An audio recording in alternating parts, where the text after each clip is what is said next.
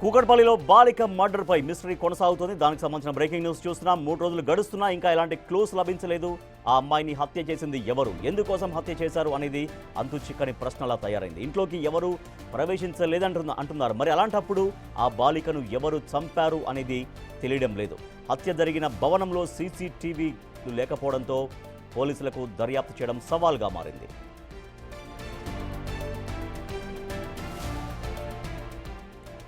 భవనంలో ఉన్న ఒడిశాకు చెందిన వ్యక్తిని ప్రశ్నించారు పోలీసులు. 25 ఏళ్ల వయస్సు ఉన్న వ్యక్తి హత్య చేసి ఉండొచ్చని పోలీసులు అనుమానిస్తున్నారు. పోస్టుమార్టం రిపోర్టు వస్తే మరిన్ని వివరాలు తెలిసే అవకాశం ఉంది. భవనంలో ఉన్న వ్యక్తుల ఫింగర్ ప్రింట్స్ను సేకరించారు పోలీసులు. అటు మొబైల్ సిగ్నల్స్, నెంబర్స్, లొకేషన్ ఆధారంగా టెక్నికల్ ఎవిడెన్స్లను పరిశీలిస్తున్నారు.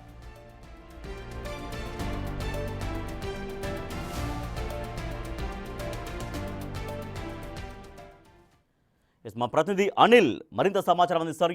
అనిల్, ఇంతవరకు క్లూస్ టీమ్ ఎటువంటి ఆధారాలు సేకరించింది, సో ఎటువంటి పురోగతి సాధించగలిగారు? ఎందుకంటే అక్కడ భవనంలో సీసీటీవీ కెమెరాలు లేవని చెప్తున్న నేపథ్యంలో ఈ ఘటన ఎంత సవాల్గా మారింది పోలీసులకి? రాజేష్, కూకట్పల్లి బాలిక హత్య కేసులో ఇప్పటికే పోలీసులు దర్యాప్తు కొనసాగుతుందని చెప్పాలి.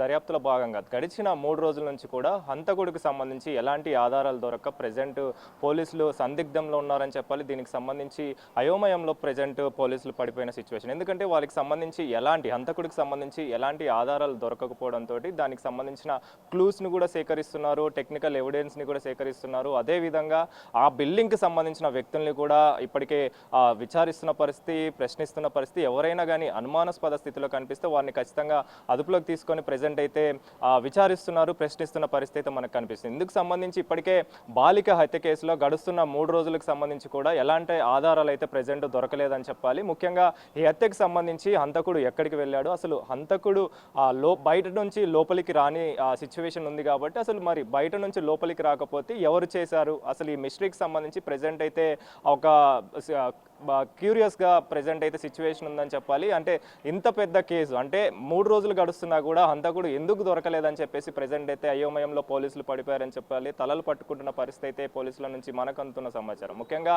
ఈ కేసుకు సంబంధించి ఇప్పటికే అనుమానితులు ఎవరైతే ఉన్నారో వాళ్ళందరినీ కూడా ప్రజెంట్ అదుపులోకి తీసుకొని ప్రశ్నిస్తున్నారని చెప్పాలి. అదేవిధంగా క్లూస్ టీమ్ని కూడా ఈ ఫింగర్ ప్రింట్స్ ఆధారంగా ప్రజెంట్ క్లూస్ కూడా సేకరించి దానికి సంబంధించిన దర్యాప్తు కూడా ముమ్మరం చేశారని చెప్పాలి. ముఖ్యంగా 5 బృందాలతోటి ప్రజెంట్ ఈ దర్యాప్తు కొనసాగుతుంది. 5 ప్రత్యేక బృందాలు కూడా ఈ హంతకుడి కోసం అయితే అన్ని చోట్ల, ముఖ్యంగా హైదరాబాద్కి సంబంధించిన ప్రతి ఒక్క చోట కూడా ముమ్మరం చేస్తూనే ఉన్నారు. అయితే ఈ రోజు తల్లిదండ్రులను కూడా పోలీసులు పిలవడం జరిగింది. వాళ్ళని కూడా ప్రశ్నించే అవకాశం అయితే కనిపిస్తుంది. వాళ్ళని ప్రశ్నిస్తే మరిన్ని వివరాలు తెలిసే అవకాశం అయితే మనకు కనిపిస్తుంది. కాబట్టి ప్రెజెంట్ అయితే దీనికి సంబంధించి ఎలాంటి పురోగతి అయితే ప్రెజెంట్ కనిపించిన పరిస్థితి అయితే మనకు కనిపిస్తున్న సిచ్యువేషన్ ఉంది. Rajesh, right, thank you Anil. కూకట్పల్లిలో బాలిక హత్య జరిగి 3 రోజులు కావస్తున్నా కూడా ఎటువంటి పురోగతి కనిపించలేదు.